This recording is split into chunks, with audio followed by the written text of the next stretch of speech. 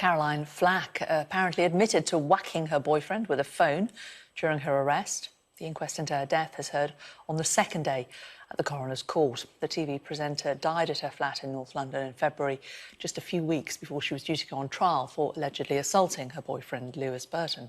Well, Sky correspondent Katie Spencer is at the coroner's court in East London. And just talk us through what it's heard today, Katie.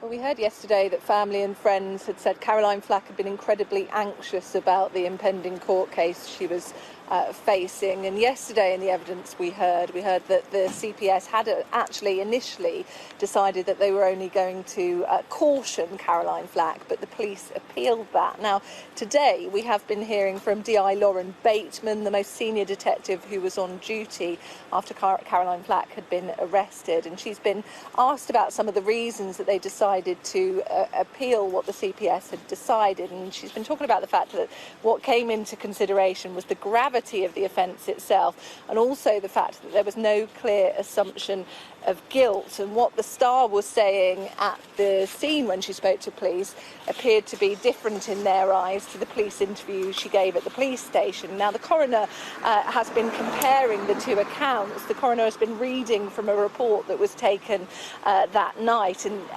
at the scene, Caroline said to officers of her boyfriend, "I hit him, he was cheating on me. There's no excuse, I was just upset, I admit it, I did it."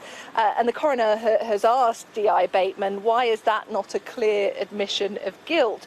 Now, DI Whitmore has said, if you listen to Caroline Flack's then police interview that she gave, in the police interview she talks about the fact that she had a blurry recollection of what actually happened that night, and she talked about how she tapped her boyfriend. Now, at the scene she described it as whacking her boyfriend.